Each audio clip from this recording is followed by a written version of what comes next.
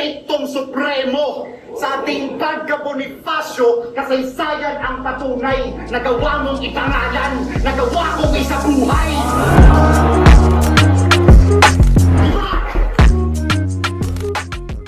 Yo! Ako si Zaki at ito na naman ang bagong episode ng Zaki Reacts. Ang gagawa natin ng reaction video ngayon ay Balakid versus Marshall. Nag-review ako ng battle ni Balakid nung nakaraan. At Balakid versus Tipsy yun. Ang dami nagko-comment na isa daw to sa pinakamagandang performance ni Balakid sa buong flip-top career niya daw. So, doon nagkaroon ako ng interest silipin to. Kaya ito, Balakid versus Marshall, 2019 pa to. So, mga 5 years ago. Gubat 8. So, let's go. Tig-2 minuto, 7 orado, straight na tayo sa oras, pakinggan natin yung Cebu 2019. Unang balat, Marshall. Isa lang ako, isa lang ako. Unaras!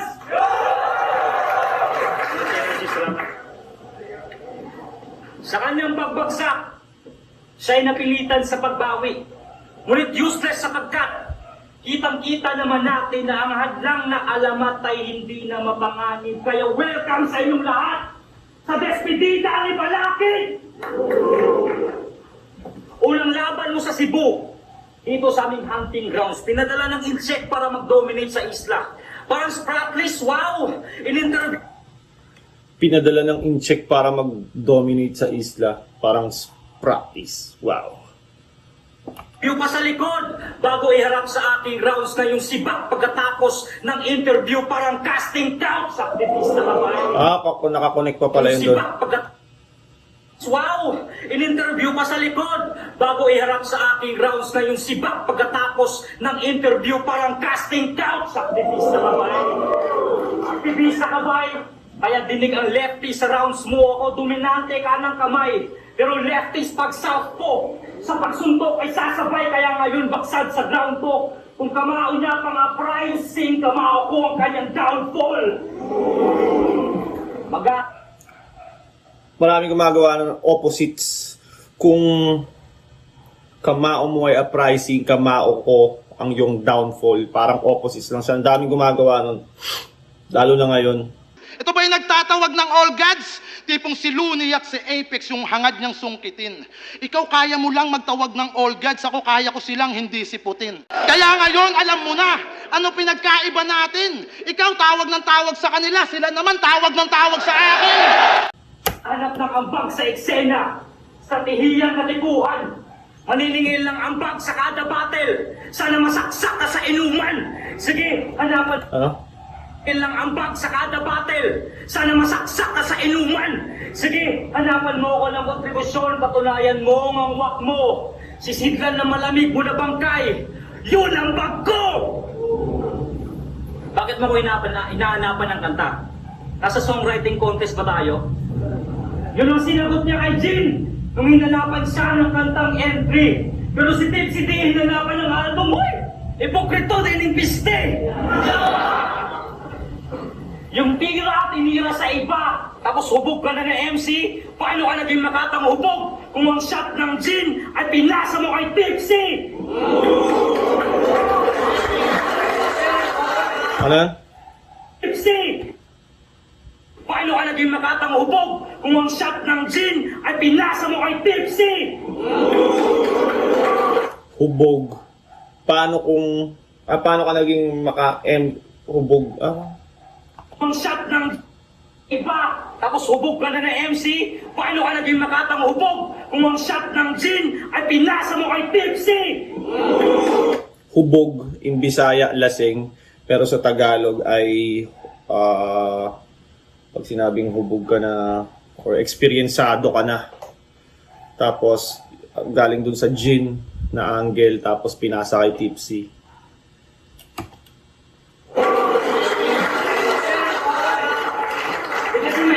Di kasi maubusan pa ang para. Kaya maraming nauhaw sa kanyang panguto. Pwes ako nang bahala sa panulak. Sa taga kita ang bukas sa kuwang magbubuko. Sa kanya daw nang galing mga techniques. Kaya legendary ang hayop na to, oo. Mga pinanggalingan ng mga bagay alamat. Pero lahat sila ay hindi totoo. Kasi alam na alam ko kung bakit itong early days ng flip-top siya naging tunog sensational. Hindi Dota ang usapan, pero ang secret nasa international. Example, yung mahabang multisyllabic rhyme scheme niya kay Apex. Kay Bender yung gimmick. Yung pinauso niyang, ano raw? Kala ko ba may nakikinig? Slow it down, ni conceited. At hindi lang doon natatapos. Slow it down ni Conceited o ano. Ano raw? Marami pang iba kasi matindi ka bro. Galit na galit ka sa mga Marcos. Pero tulad nila, nag-aakot ka ng karangalan na dapat ay hindi sa'yo. Sige sabihin mo, sa akin ka natuto. Galing ka sa akin marsyal. Nang ang katotohanan nag-translate ka ng estilo, sa'yo ko may sampal. At kung ikaw ang dahilan kung ba't ako naging pamatay, at ipipilit mo pa rin yan pa, pagkamatay mo sa akin, hindi murder, kundi pagpapatiwakal. Kurt Cobain ako ang shotgun. Medyo mahaba yung round ni ano. Chester Bennington, ako ang lubid. Ito na ang pagkakataon. Ikaw ang nasa mataas na level. Ako ang nasa baba sa pag-aarap natin ngayon. Ikaw ang drummer ng Razorback. Ayan ang camera, sige talon. Pangalan Alin Jordan, tulog pang highlight no? Pero yung joke mo kay Damsa, yun ang mahabang hantay mo. Tanggap ko na wala ako sa top 5 nyo. Ako ang papatay sa top 5 ng top 5 nyo. Galit na galit, palakpakan si Marshall. Iba ang pagnanakaw, iba ang paghahalaw. Pero masasabi ko lang, galit ang magnanakaw sa kapwa ang magnanakaw. Dati ang tao Ganda ng rebat ni Balakid. mo sa akin, idol. Ngayon, choking na lang. Mas mabigat pa rin ako. Mas bonjing ka lang. Marunong kang bumatil, kaso paano kang mag-rap? Kung mahal mo ang larong to, dapat mong matanggap. Walang karapatang magkampiyon, ang kapos ang sangkap. Tanggap Walang karapatan magkampiyon, ang kapos ang sangkap. na Bonifacio, Joel Israel Mabayo. Madali ka lang mabayo. Degrade ng mga durako. Pagkat played out na ang fake at pang stage mong pagkatao. Sa tunay na buhay, wala tong sungay. May breeding ka rin. Magalang, malumanay, walang sisindakin. Pag may kamera, salbahe ka, scripted kaming. Pabidang kontrabida, pagkasit, pinapel, aktor ka lang na gumaganap na Dick Israel. Aktor ka lang na gumaganap. Dick Israel! O may sulat kang brutal. Gumaganap na Dick Israel. Kaso rep Sino ba si Dick Israel? Alam ko artista yun eh, pero dahil meron akong malupit na editor, pakilabas si Dick Israel dyan sa screen. Back to the ball game. publika ang teknika. Sina Big Day, Danny Myers, Ramiti, etc. Ginagatasan mong leche ka, Marshall copy-paste ka. Akala mo lang asan mong leche ka, Marshall copy-paste ka. Copy-paste Akala mo lang ka. MC ka, rap translator, pwede ba? Lakas ni Balakid nito, no? 2019 to. Sa gubat. Kumbaga, dapat nga kung yung mga tao, kampi sila dapat kay Marshall, di ba? Pero kay Balakid pa rin sila kampi. Maganda rin naman yung round ni Marshall, pero kung titignan mo, parang start pa lang ng round ni Balakid, makikita mo na yung direction ng kung saan papunta yung ano.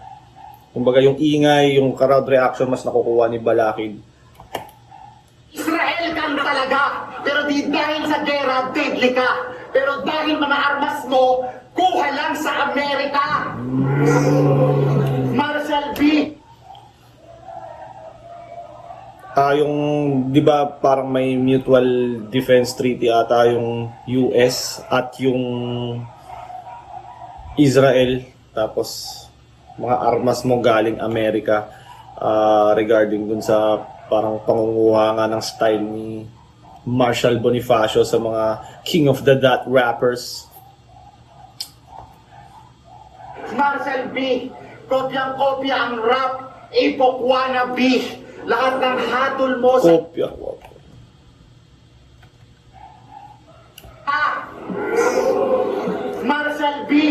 Marcel B, kopyang-kopya ang rap, ipok wannabe. Lahat ng hatol mo sa estado ko ay fallacy. Wala kang otoridad, parang anarchy. Hanggat yung pagka-hip-hop mo stuck sa 2003. Dahil malabong magtay ay guarantee. Pagkat formal kita ngayon gagawing casualty. Ang ina mo, formal kita ngayon gagawing casualty. Casualty sa pagkakaalam ko, yung mga namatay sa gera, yun ang casualty. Tapos casual, tas formal. It's naman yun. Si Marshall B, may allergy sa subtlety. Pilit na pilit pag wordplay, ako hassle-free. Di porket kasya pa ay bagay na parang muscle tea. Di porket kasya pa ay bagay na parang muscle tea. Dapat matuto kang mag-regulate kay Warren G. Naglilista ka lang ng references randomly. Alam ko, ganyan-ganyan ako nung ahon tree. Ngayon nagpapamalas na ng gravity, no apple tree. Kaya gang patay on gang ka parang Brandon Lee. Hindi basta naaapula ang aking fire, Marshall. Pag ang buong gubat abo na, you can fire, Marshall. Sunog buong syudad pag nagsunog ko ng kalaban. Maaalala ng Cebu, pinagmula na kanyang ngalan. Ang lakas ni Balakid. First round, linaw. Punong-puno yung kay Balakid. Kay MB naman parang medyo bitin ng konti. Lakas ni Balakid. 2019 to.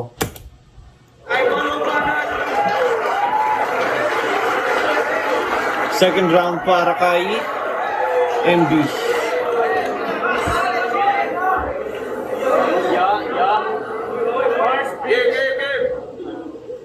Unang round ng isa buhay, tinapat ako ni Enigma sa idol.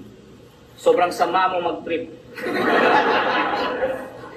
Para makakuha ng angle sa kay medtech na may stool sample, I had to analyze some shit. Ano? Medtech na may stool sample, I had to analyze some shit. Medtech na may...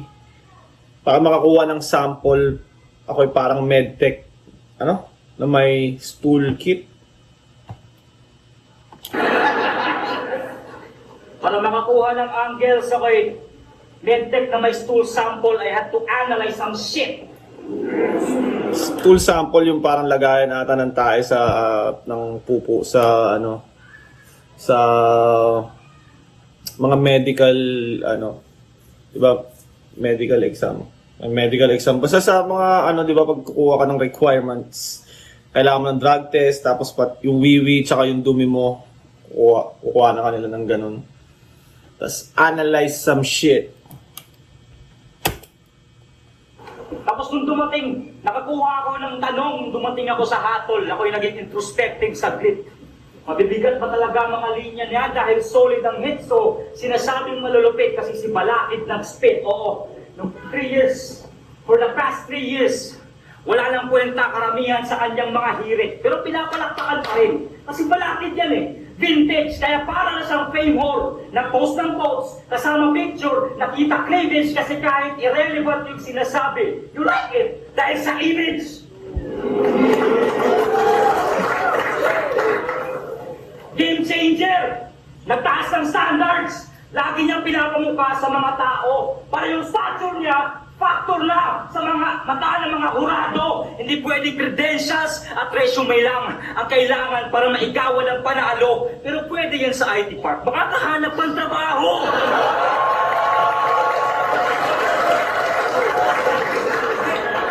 Sir, apply ka, sir.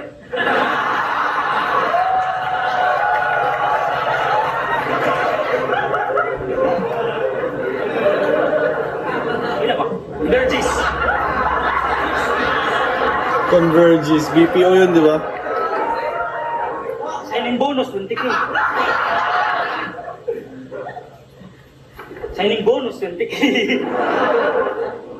Material niya, puro ng achievements at listahan ng mga nagawa niya. Aktivista, pero dahil pa politiko o sarili ikampanya, ikay black belter sa maraming disiplina. Pero patay sa kangratsada dahil how would you defend yourself with all those bets kung direkta ang tama ng bala? Direkta ang tama ng bala, wala sa baba ng pagalapa, kundi sa taas ng pagbangon. Ang matalo mo ako ay tagumpay ko pa rin. I'd rather say nothing than say something whack. Hindi win-loss record ang usapan para tawaging magaling. Wala man lang ba nakapansin dahil kung mag-excuse tong hayop na todo dahil pa estudyanteng nagloloko. Tanong ko lang, sa excuse letters mo ba ilang beses mo pinatay yung lolo mo? Pagtingin niya sa utak ng mga tao, ganun kababa, kapal bakang pinatago sa salitang mga madaling haga. Yung kasi tinake advantage, ang simpleng taste, kasi alam niya makukuha na kayo salita niya. Parang icing sa birthday cake, mabulaklak at sugar-coated ang mga salita niya. Mabulaklak at sugar-coated ang mga salita niya para pulis na para sabihing may nagawa. Kinukulong ang walang sala kasi may sikretong pinatago at hindi tunay na tao ang nasa likod ng mga bara. Kasi taksil, nandyan lang sila, kabila. Taksil, nandyan lang sila, saksak kabigla. Hindi lahat ng kapatid ay kakampi. Taksil, sanggang dikit mo si Aklas. Kasi dati uprising siya at kayo ay magkabats. Pero nung naglaban kayo, pinagbintangan mo siyang nakabuntis sa iyong round at pangwakas. Ano nangyari sa lirikalan? Ano nangyari sa inyong pagkakaibigan? Tagayuping nagsasayang ng tax kasi scholar ng bayan na nawalan ng pake about Aklas. Nung naglaban...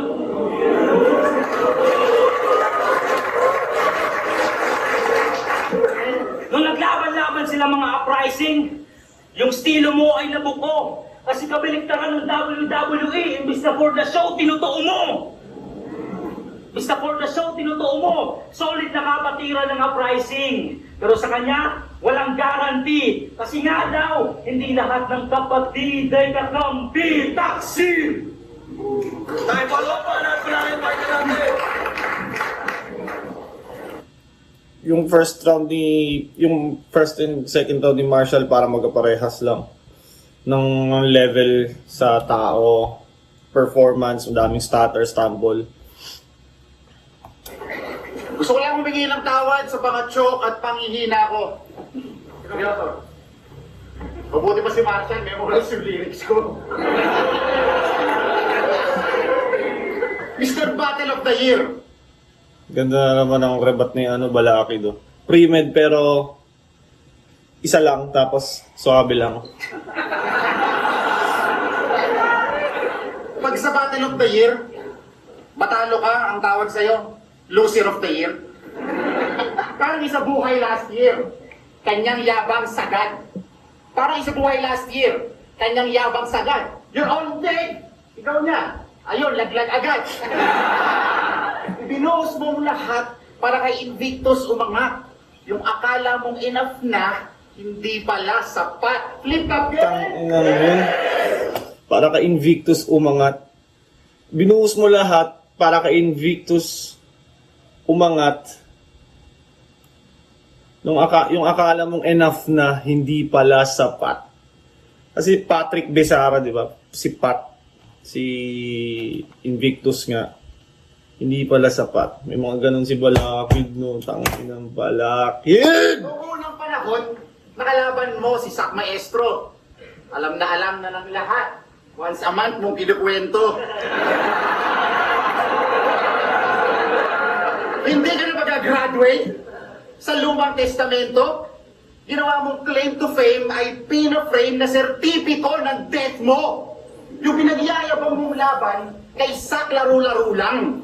Yung hindi mo kinayang idol, sa akin nagtatagulang. Balakid at Sak. Sayang nga, hindi pa sila naglaban, no?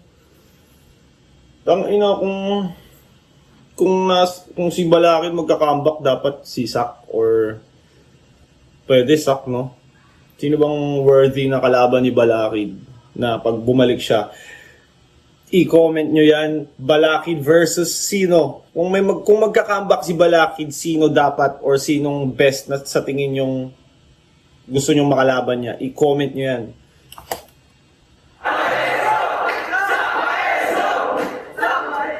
Dahil ako ay parang Moises sa Bible, sumusunog ng idol. Pagsakan ng mga rap ko ay parang pag-ulan ng fireball. Rounds ko, mabigat, parang edipisyo ng Ehipto. Kay Israel, like ako salot mamerwisyo.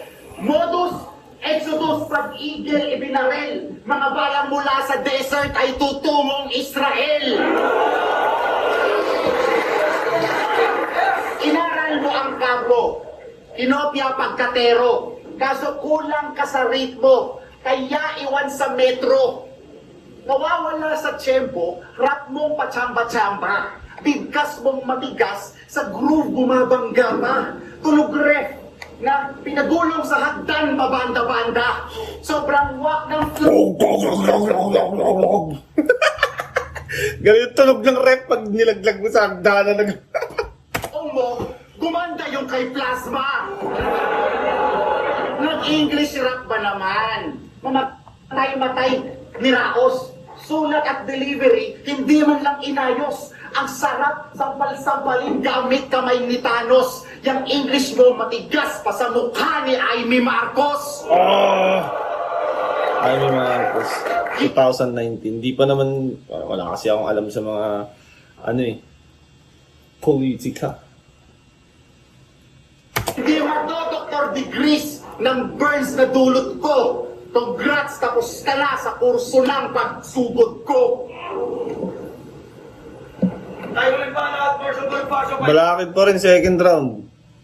Tingnan natin. Mas mahaba yung rounds ni Marshall, pero ang daming dito matama. Kay Balakid, sakto lang yung haba, parang 3 minutes lang sakto, tapos lahat ng mga punchline na highlight.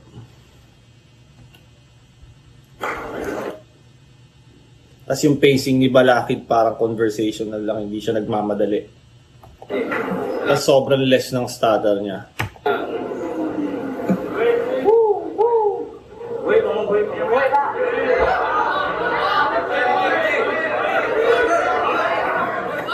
Apply mo, sir. Wala akong trophy sa rap. Pero kada battle ay arso ng stage pag-akyat abo. Slowly but surely akyat ng levels mula sa dungeon, pero di pa rin daw karapat-dapat ang match na to. Pero look closely pagkat, kahit di man sumang-ayon na si Balakid, kaharap ako parang si Kobe sa clutch. Si Enigma, si Phil Jackson, alam niyang deserve ko ang shot na to. Kasi I worked hard enough. Ngayon ang idol naging rival. Hindi na to first round ng isang buhay. Pangalawang trip ko na to sa finals. Huwag daw umidolo na napapakasanto, yun ang sabi sa Bible, ako'y walang respeto ang Iglesia ni Cristo. Manununog ng idol, ikaw na sana, ang kampiyon ng 2013 at 2015, kaso bigla ka nagpaasa. Classic sana, kung di ka nagpabaya doon sa laban yung ni Danza. Sabi ng fans mo, sana, hindi ka mag-choke sa battle natin at sana naghanda ka. Tagahanga mo, dude, I belong to the zoo, bigo, kaya bukang bibig ay puro sana. Dati pa lang ikaw na ang ginugroom para maging mukha ng flip-top kasi mahirap kang madaig. Parang nung bago si Balakid, yung naka-backpack pa siya, parang may mga nakikita ko, future of hip-hop, parang ganun yung nila kay Balakid. Yung pagpapakilala nila kay Balakid. Igma, yung pag-groom mo na sayang lang, yung bride mo sa altar hindi napatid. Kada battle, kailangan nating mag-wonder, baka mag-joke, baka masamid. Takot tayo pag nagdamot ng buhok, nangulangot at tumingin na sa sahig. Imbis na palaguin, ikaw na mismo pumatay sa mga talim na binhi mo. Nung natalo kay Aklas ka kay Shernan, ang lagay ng flip-top na miligro. Kasi nga, di ba, pinaglalaban natin ng seryoso at lirikal ang paglalap.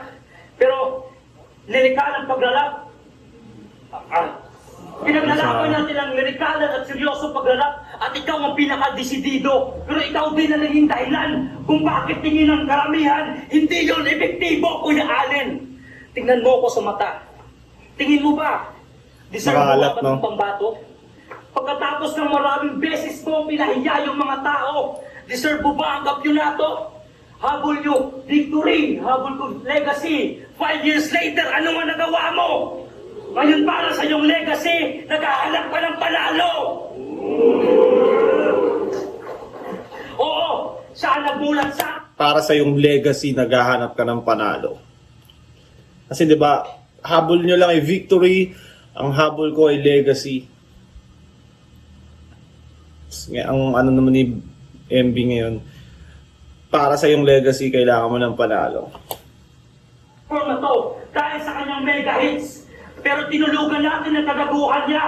At ang bars niya naging sedatives. Di nyo may pagkakaila na ang harap ng lente lang ang naging nabasihan nyo mga repa pips. Pero ang rap ko, mechanical camera, nag-develop siya ng magandang image pero sa shot ko ng angle, kuha nyo ang negatives.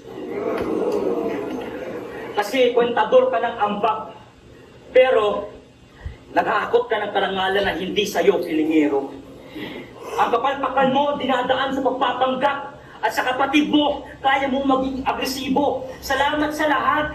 At pinahiya mo lahat ng Pilipino. Oo, alamat ka. Salamat sa lahat. Pero patahon na para magretiro.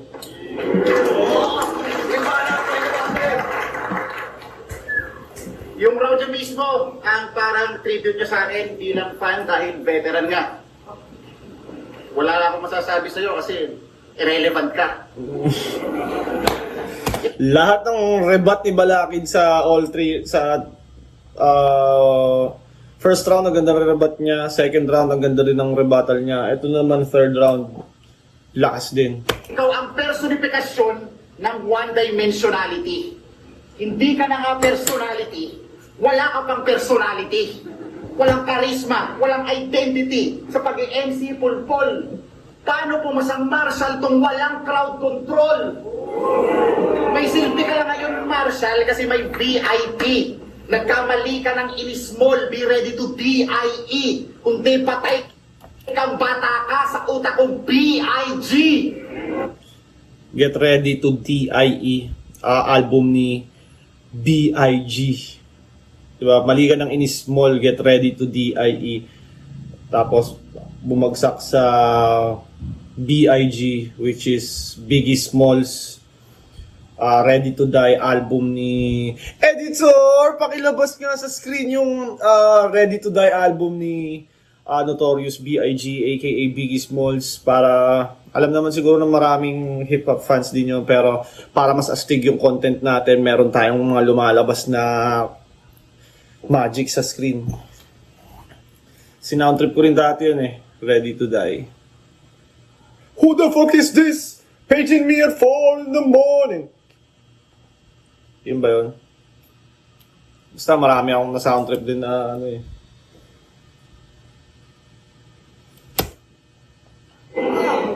Ang beat sa balakid ay balakid. Pagkat walang hanggang inception tong napasok mong panganib. Ako ang bukal ng dulong na sa tuyong utak mo na pahid. Kaya anumang kargada mong damo, sa akin talahib lamang sa akin. Tapa sa pagbagyo ng mga barakong mahangin. Babahalang ng bahagya para babaw mo maamin. Kung ako, karagatan, ikaw, Mars ka lang sa lalim. Paon ka sa putik mo, at masaklap ang aabutin mo. Saklap ng mga using to, sabay saklap ng mga using to. Brrrratatatat, para sa barak at atat. Bariya ang ambag, kasangad na agad, tumapat, umangat sa mga alamat. Ang mo, Balakid.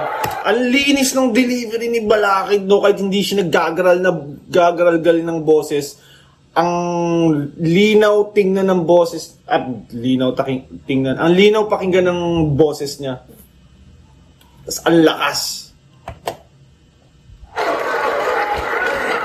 Kaya hindi titulong pandakila, tinutukoy ko pang rat-rat. Kapag sinabi ko si Bonifacio, ginamitan ko ng gat.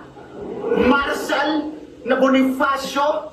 Gets nyo konteksto? Mababa lang ang ranggo. Fake tong Supremo.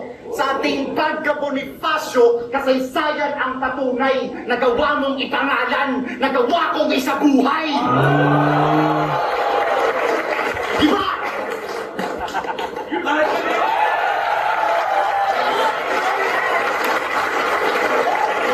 Bumatiin! Isubuhay 2019 battle! Tama ni First Art dito. Marshal, magiging isang beses para sa kanilang pareho! Boto ng Urado, advancing sa tournament, 8-0, 7-0, magiging tayo lahat para kay Balakid. Lakas ni Balakid, all 3 rounds kan ngayon. Sulat ni Marshall, ang lakas din, hindi lang tumatama, hindi lang pumapasok sa, alam mo yung parang minsan,